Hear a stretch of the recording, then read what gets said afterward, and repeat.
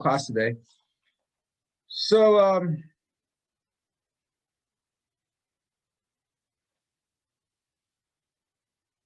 let's go ahead and get started. So if you remember the last few questions on the test that you just took, it was antiderivatives. I guess I could post the answer key for you, but I didn't. So let me just go ahead and go over a couple of them for you.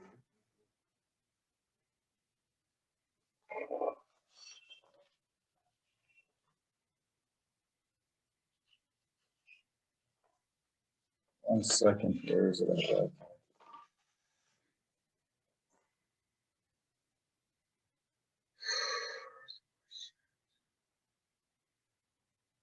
Does anyone have the exam in front of them? Can you read me questions, question number 8, please? F prime of x equals.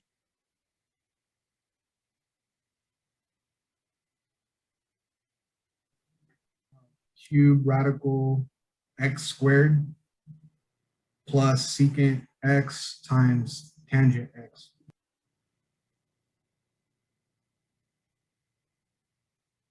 You said number 8, right? Sorry.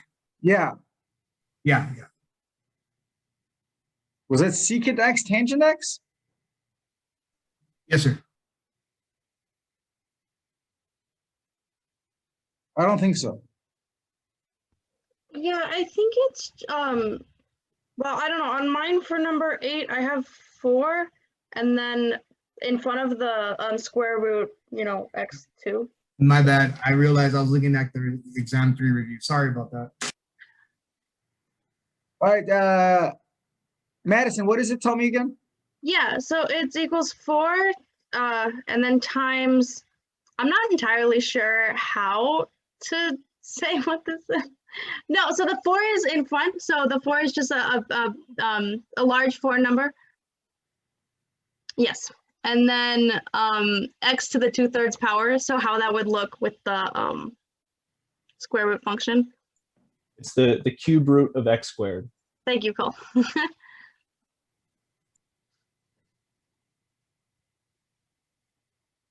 Yeah, and then minus cosecant squared.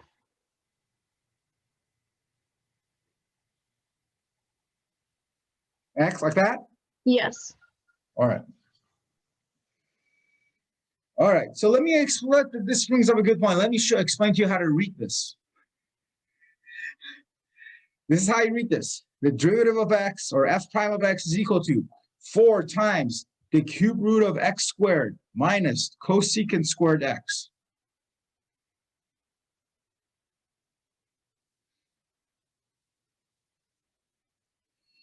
So first thing you want to do is rewrite it x to the 2/3.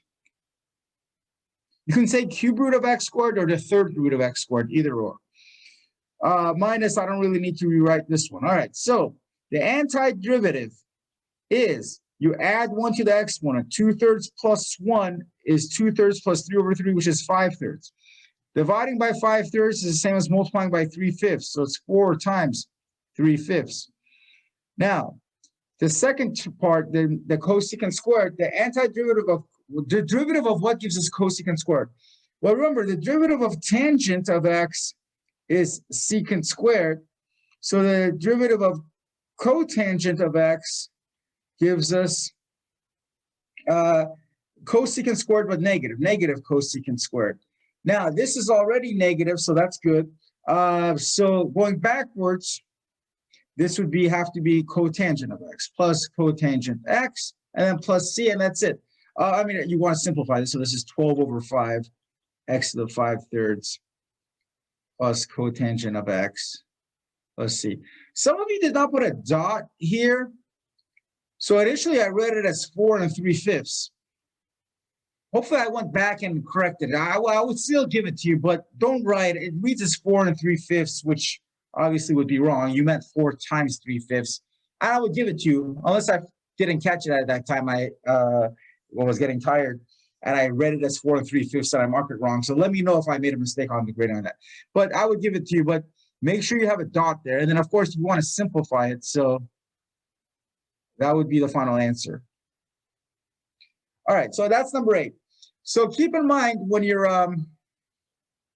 taking the antiderivative, that's how you go. Now, let me do one more here, number 9. That was the one that's a fraction. Can anyone read it to me properly? I'll give you a hint. You don't need to tell me that. That's divided by.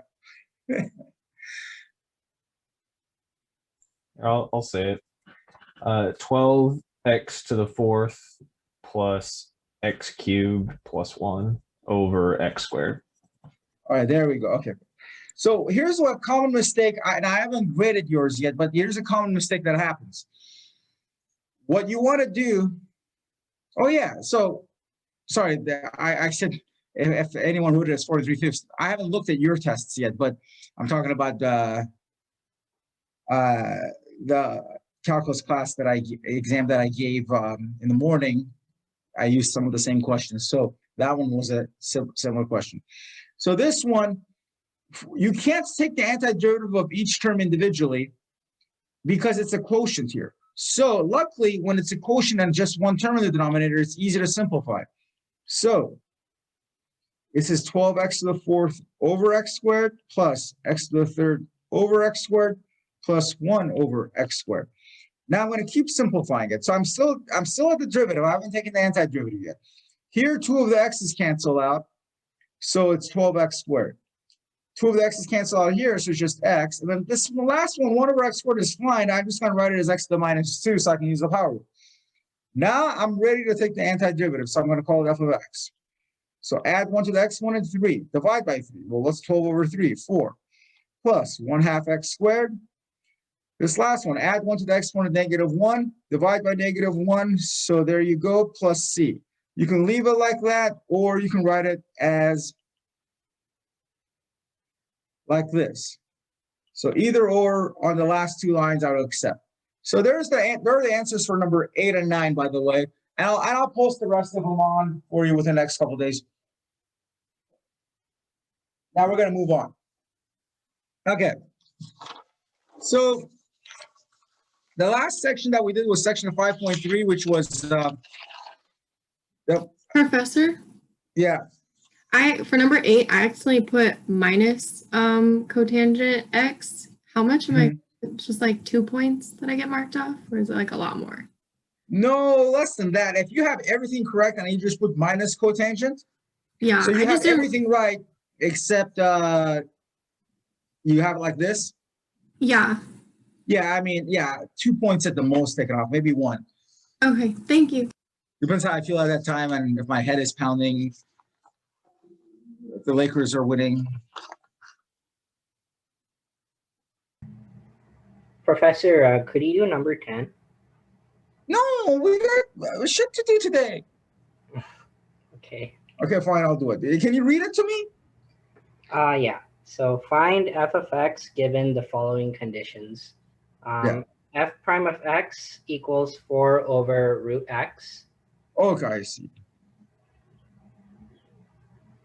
And then there was a condition. Yeah, f of 1 equals negative 5. Okay, so you got to rewrite this. So this is really 4 over x to the 1/2, which is really 4x to the negative 1/2, right? You can just go from here to here. Now I'm ready. So I'm going to take the antiderivative. So f of x is equal to, add 1 to the exponent. Negative 1/2 plus 1 is positive 1/2. Divide by 1/2 is the same as multiplying by 2 over 1. 4 times 2 over 1 plus c. So f of x is equal to a times x to the 1/2 x times 1/2 is square root of x plus c. F of 1 equals negative 5. That's if I plug in 1, I get negative 5.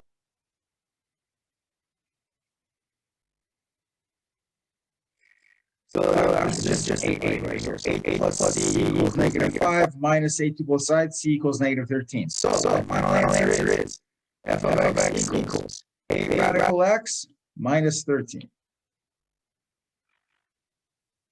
All right, so you know the answers are 8, 9, 9, and 10 now. So did we cover 5.3 last time? Professor, I have one more question. Hold on. My question, did we cover 5.3 last time? Yeah, I think so. Okay. Go ahead. What's your question?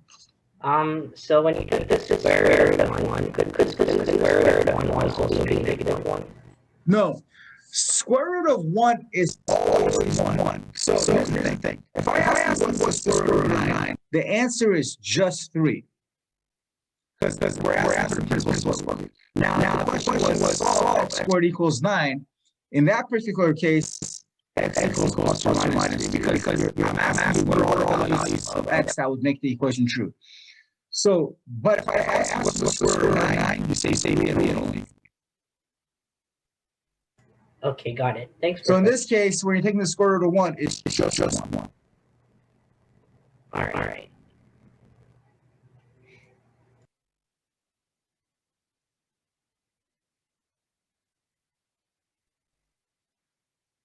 Because also, when you graph x squared root of x function, that's going to look like this. So at 9, it's just at 3. We don't graph it like this. It's also negative 3. We don't do that. Right? Yeah, I got a little bit confused there.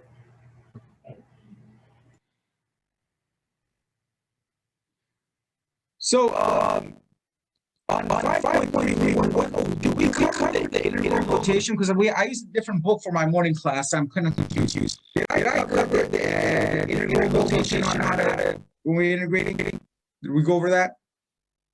No, you didn't.